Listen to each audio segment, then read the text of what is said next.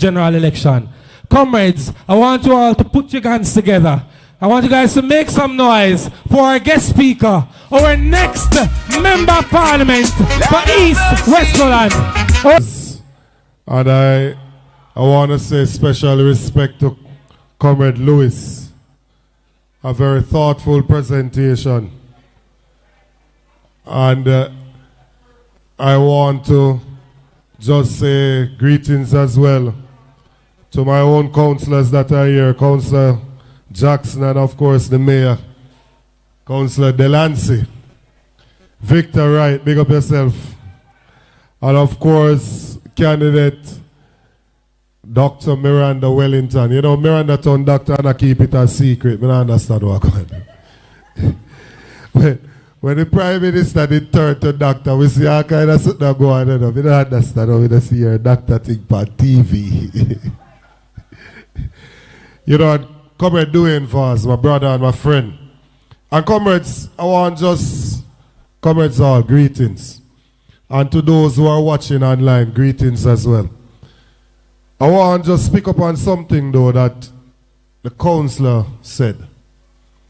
You know, politics is not just about the individual that you have as a councillor.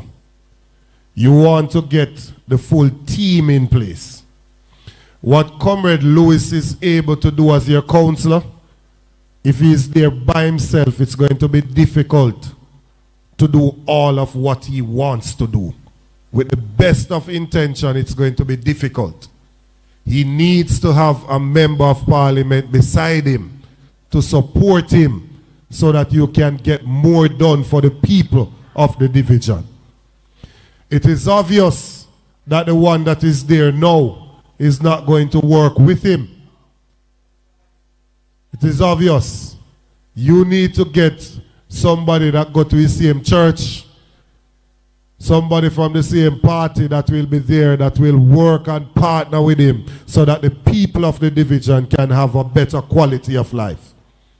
You also need to have a government in place, because when he goes down to the parish council and they ask for resources, the amount that they have to spend depends on what the minister of local government sends back to them.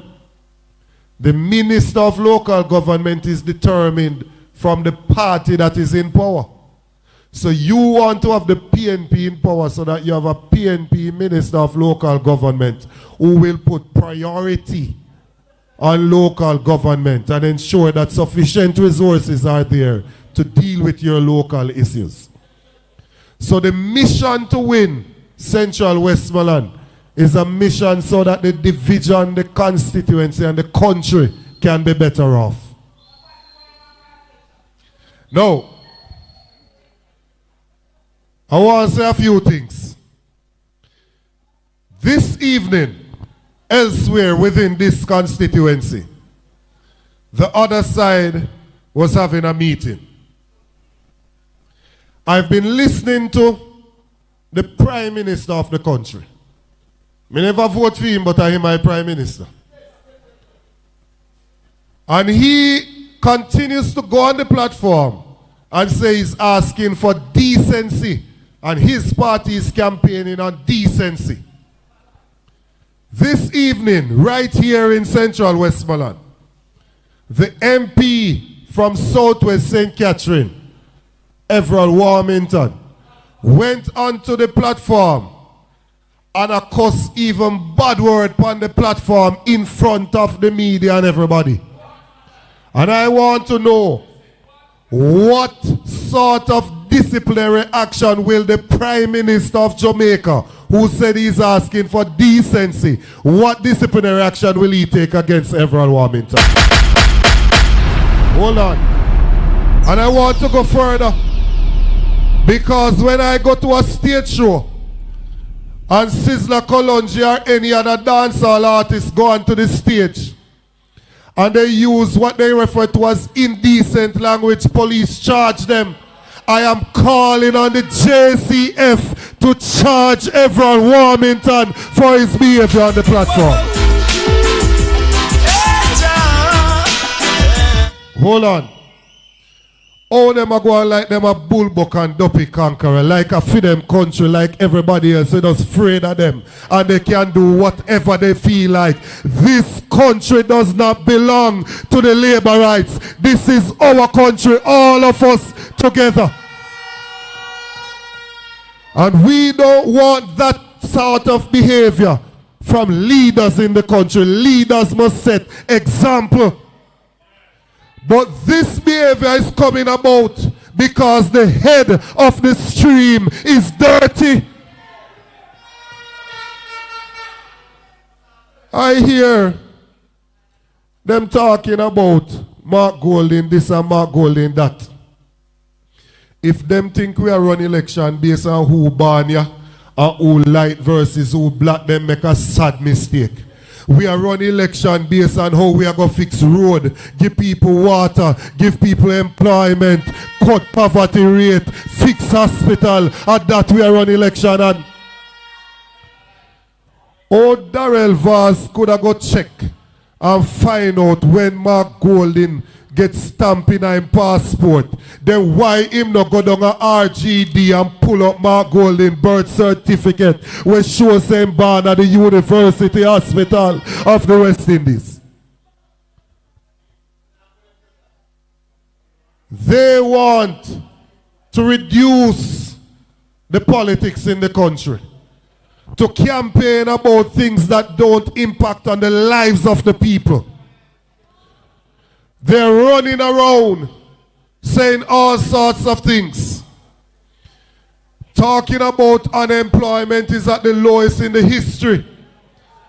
When them account a person who is working for 1 hour for the week as being employed. They're running around saying that when we have 700,000 persons in the country who are of employment age, who are not in a job and not looking for a job. How will you put that in context? The Labour Party support in the country, the highest number of votes that they have ever gotten in the entire Jamaica is 430,000. There are 700,000 Jamaicans of employment age who are not in a job and now look no job. Way more than the highest number that them ever get. And at the same time, them running around talking about 3% unemployment rate. How unemployment that 3% and KFC are giving $1,000 worth of chicken and the whole place pack up? The people that never have no work.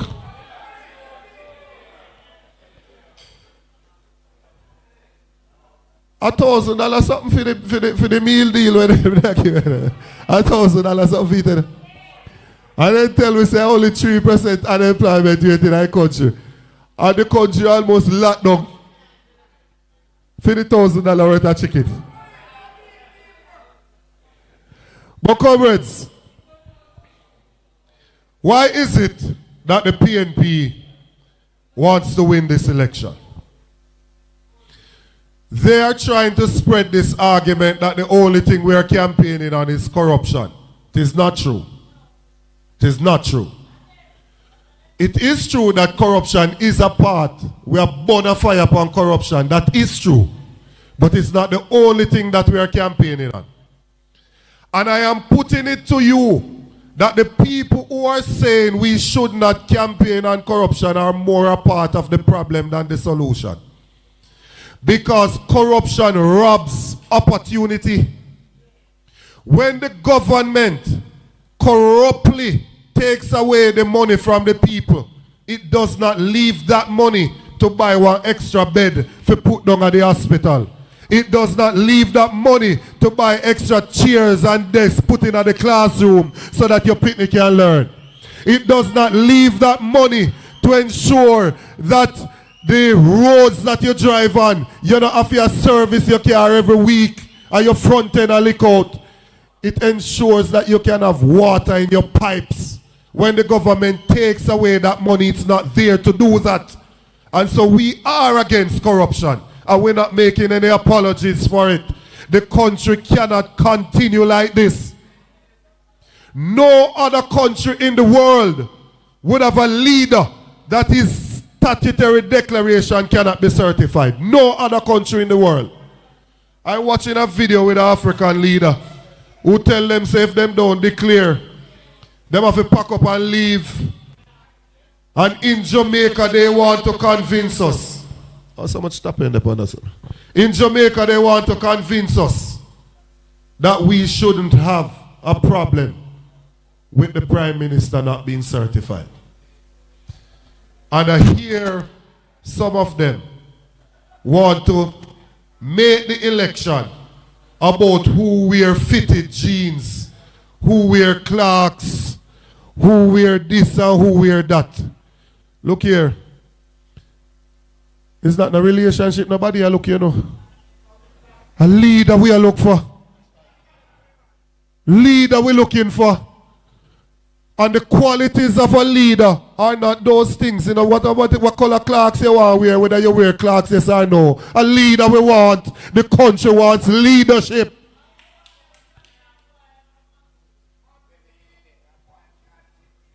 We want a leader who can recognize that going around the country to put up balloon, to cut ribbon for one house does not solve the housing situation that is in the country.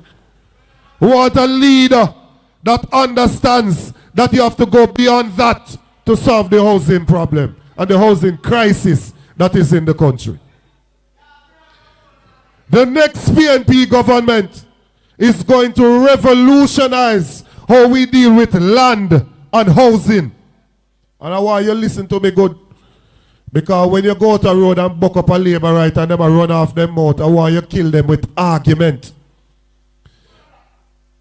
Let me not say kill them with argument, because everything we say nowadays they take it and turn it into something else. You know? We sing we song about blood and fire, comrade, there's a violence we preach. And we say the word is love. The word is love. We come in peace. I want for you to have argument to give them. Right now, there are 700,000 people living in Jamaica who are on a piece of land that they don't have title for. 700,000 people. Me know some in here. In order for you to claim that piece of land, you have to wait for 60 years if it's a government piece of land before you can claim it. The next PNP government is going to reduce that from 60 years to 25 years, make it much shorter for you to be able to claim that piece of land and become the rightful owner. We are going to build 50,000 houses in our first term. Each MP and MP candidate has been asked to identify land. So Dwayne has to identify land in central Westmoreland for us to build that housing scheme. And when we build it, none of the houses will pass $10 million. It's a starter unit, won't pass $10 million. And we are committing that for every house that is built or funded by the NHT, the land portion of the house you will get for free.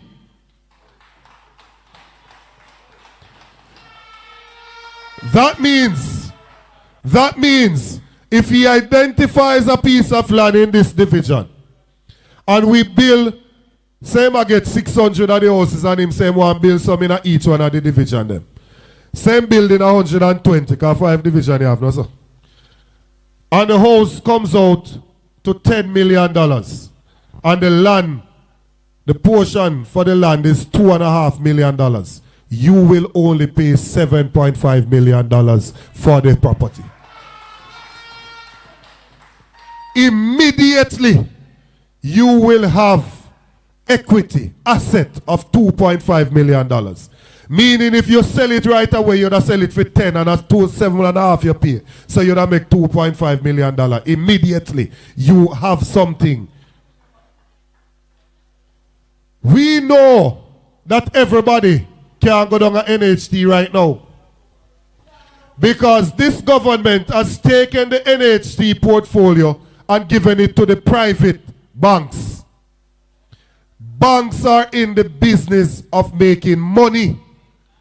And therefore, when you go to get a loan now from NHT, all sort of fees because the banks are in the business of making money.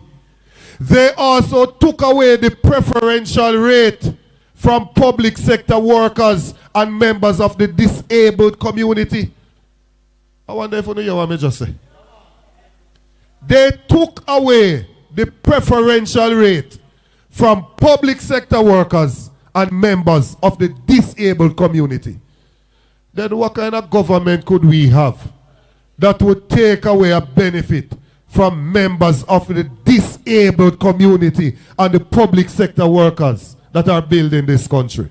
We are going to return the preferential rates to the public sector workers and to members of the disabled community. Hold on. No, this is another sort of meeting. Wait after. When we do that, and persons here say, yes, I want to finally get a chance to own a house.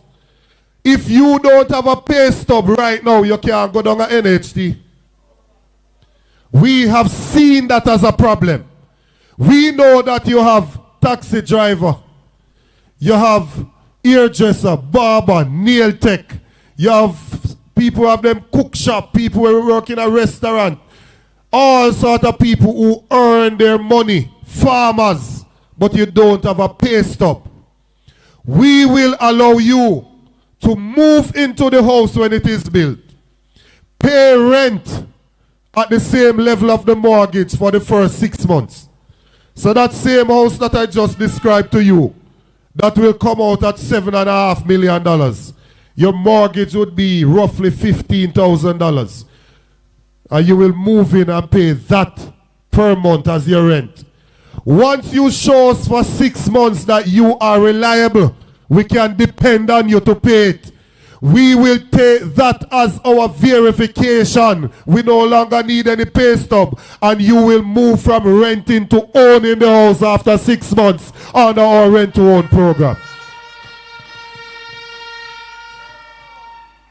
This will ensure that no matter who you are and where you come from, you can have dignity of owning your own house and pushing your own key. For the young persons who want an opportunity to live by themselves, live on them own, start life. No one if you catch with mama and papa no more. Because you say you turn man or you turn woman now. When they want to buy a house, they ask you to pay a deposit, 5 or 10% of the value of the house. So if the house is $7.5 million, 10% is $750,000. You have to pay that down as a deposit. Most of the young people cannot find that to pay. So what we have said is that under the next PNP government, we are going to take $1 billion from the NHT and we're going to put it in a deposit fund.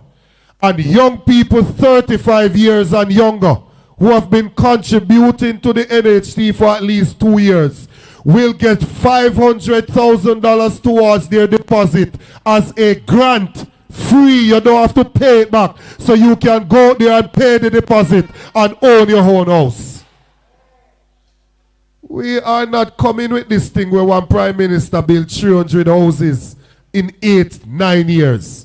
And every time he might give out one to a known laborite and come down here and tie up balloon, green, yellow and black. One big old ceremony if he cut ribbon for one dege house. Mark Golding and his Minister of Housing, Floyd Morris, will come down here to open housing schemes, apartment complex, so we can have multiple people owning a house. When you get the mortgage, there's a problem.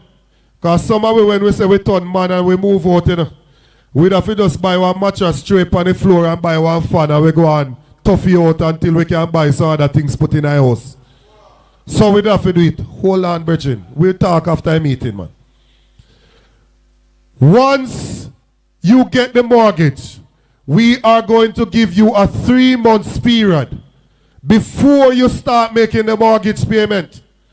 During that 3 months, you will be able to go and buy one little bed set and buy one little stove and one little fridge and put some things in your house before you are required to make the first mortgage payment. 3 months break before you make the first payment so you can do some things.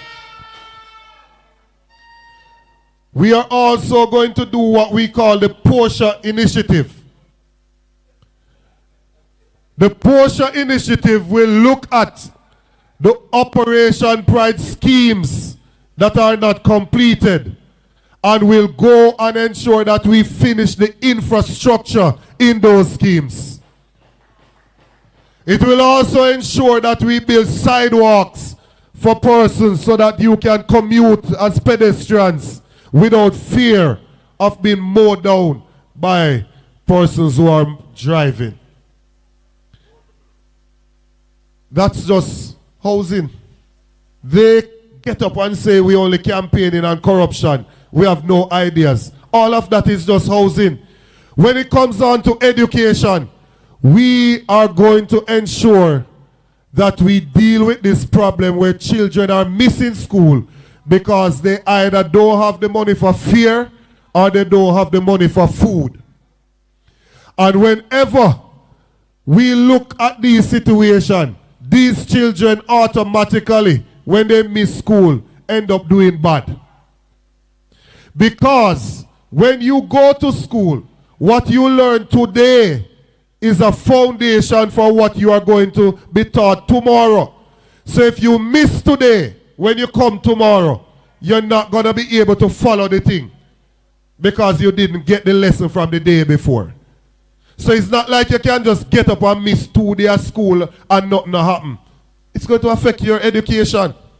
We have looked at the studies that show us that half of the people in Jamaica, 55%, are suffering from moderate to severe food insecurity. They are not eating properly. Half of the people in the country not eating properly.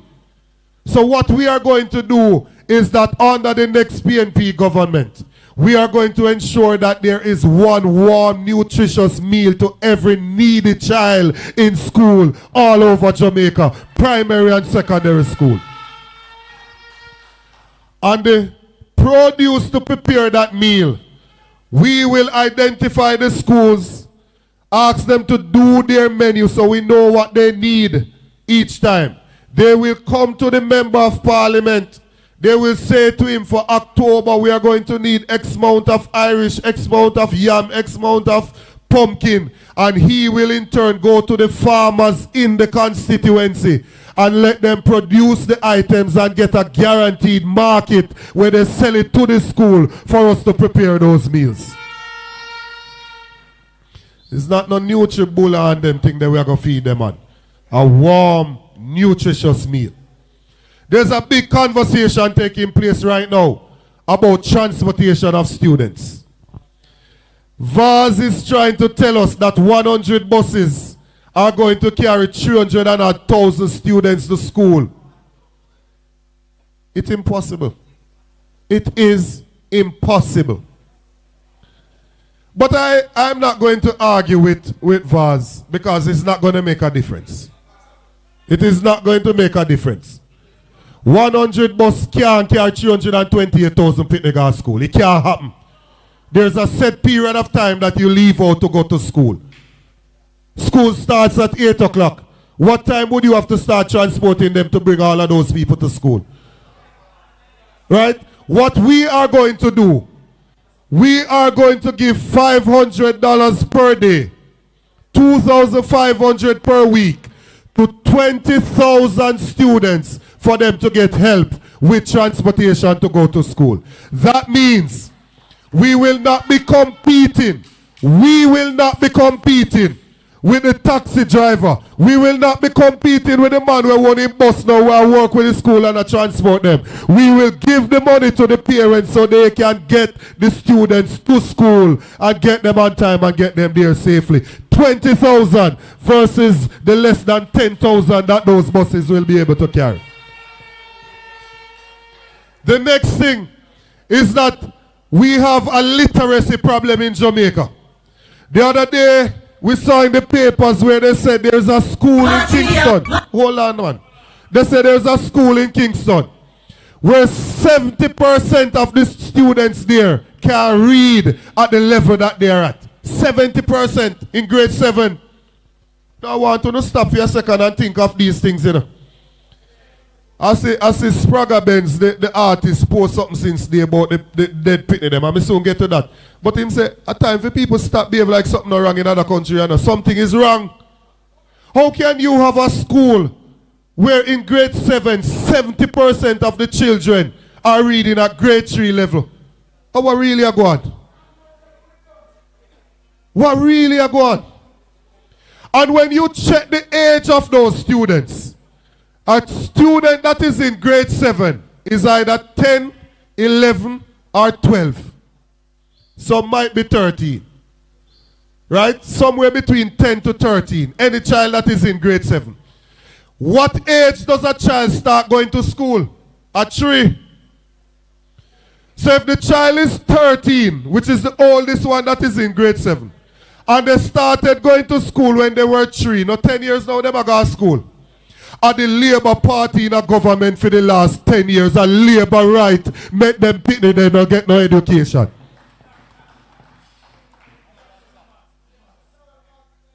Darrell Vance can understand this much, can understand this much. It's a fundamental problem. If you can't read, it takes away so many opportunities from you. Then you have some students now who overcome the worst of situations. They still afford to go to school. They still afford to pass exam. PEP, go to high school.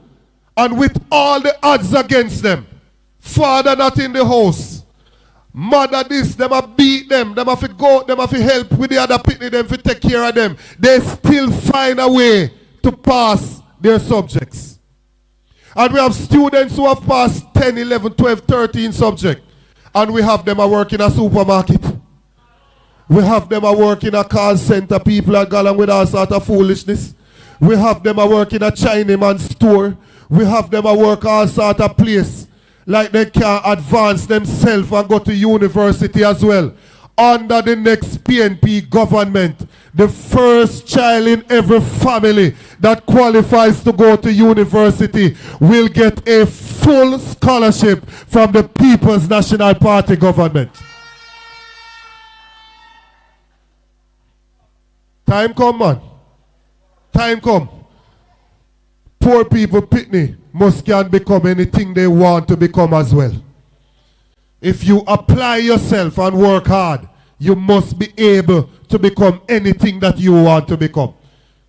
It can't be that just certain people can become what they desire to be. When it comes on to the others who may not qualify for the scholarship, but they go into university. Like when I was going to scholarship, never did it, so I forgot student's loan. And when I went to student's loan, I never have nobody in my family who could have come and say them a guarantor. I want my church brother have to come and say I'm a guarantor. Raw poverty me I come from. When I'm a church brother, thank God for Jesus. Yeah? Long time we in our church, that's why I preach some my time.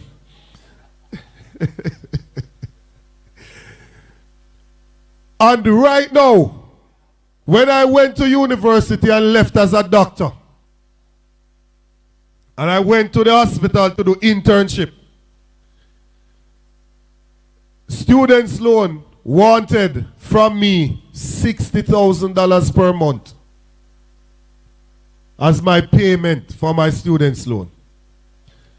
And $90,000 they went to pay me, you know, on students' loan. 90. Before you do duties and them things. And students' loan was 60 out time. You can imagine? I remember saying, Mommy wash dirty clothes. She said, me go to school. So me have to take care of Mommy, you know. Right? Because me a good boy and me take care of mommy before me take care of myself. Me rather hungry and mommy alright, but me nah make mommy suffer. Me nah make mommy suffer, you mad? And they wanted 60 out of the $90,000. How? How would I get to work? How would I pay my rent? How would I eat food?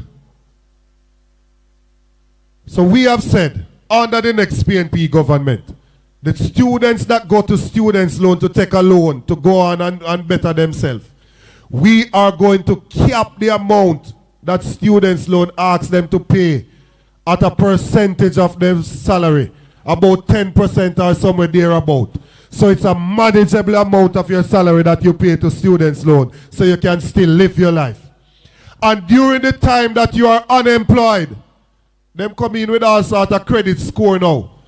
When you owe something, it mash up your credit score so you can't get a loan in the future. If you decide to go take out one car or go take out go take a mortgage, you can't get it because the students' loan mash up your credit ratings. We are going to ensure that during the period of time that you are unemployed, the students' loan does not attach any penalty and no interest is accrued on your thing during that time until you are employed and can make the payment. We have in Jamaica one bugger teacher get up and leave, run left the country a year time, and the government is like them no business, them not do nothing about it. Same thing I go on with some of the nurse them. When I just finished and you went on the ward, a nurse that was in charge on the ward was a nurse whose experience almost made her operate like a doctor. To a senior she was. She had seen many a moons and she understood how the system worked. Now, a nurse fresh out of school for 2 years and them in charge of a ward because all of the other one them are run go away. We have to put something in place to retain our best people. I mean, I talk about like Nigel Clark, where we raising money by 300% and get up and left right after that. We want to ensure that we can get preferential treatment where housing is concerned for our teachers and our public sector workers. That we can get concessions so they can have a car to drive. So that we can make them know that we understand that it is possible that they could benefit from better opportunities if they left. And we appreciate the fact that they decided to stay here with us. We want persons to choose their country not because some other party has said, but because people love them country and mean well for them country and don't want to run away, leave it. But the government has to create the environment that when they stay, them not suffer. How can it be that a policeman is given a license, given a gun to carry throughout the day, and when the same policeman go to FLA and apply to get one private gun, then tell him saying can't get it? The police walk around with an M16 in the day. He shift down and he put on the M16 and turn up at a bus stop with only one ratchet or a bicycle sprocket. How that makes sense? If the man qualified for carry a gun for the government, how comes him not qualified for carry a gun for himself as in personal protection? Under the next PNP government, we will cut out that so police officers won't have to suffer the indignity of being told that them can't get a license fire. We have said that we are going to put $1 billion in place to deal with the creative industries. People who are musicians, artisans, all of them things, painter, all of them things, even people in social media. A $1 billion fund. So these people, we can develop their business.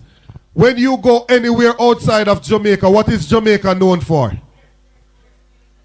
Our culture, our music, our culture, that's what we are known for. When you go anywhere, you see white people, all sort of people are sing Bob Marley. Some of them don't even talk English, but they must sing word for word the songs of Bob Marley. They know the face of Usain Bolt. But we have not invested in the creative industries. Under the next PNP government, we will make the creative industry a priority. And of course, you know about agriculture. Every previous PNP government put in place the National Health Fund. That is what is refurbishing health center, refurbishing hospital, subsidizing medication, and doing all of that right now. Most of the things we're tough on a boast about are the NHF make him can do it. When COVID came here, if we didn't have the NHF, dog would and yam with supper. We were able to survive COVID because of the National Health Fund. We have put in place the Tourism Enhancement Fund so that you see them using this and building out the tourist product all over the place. We, in the next PNP government, are going to put a dedicated fund in place for agriculture. The Agriculture Development Fund that will finally make agriculture a priority in this country. What is it that we're going to do with this fund? We are going to ensure that, one, you can get access to funding. So we're going to send some to the PC bank so you can go there and get access to funding to develop your farm and modernize what you're doing. We're going to ensure that you can get help with land preparation by putting some of the heavy duty equipment in the high production, heavy production areas. So you don't have to use fork and them thing all the time, but you can get tractors and plow to come in and prepare the land for you to go out there and plant.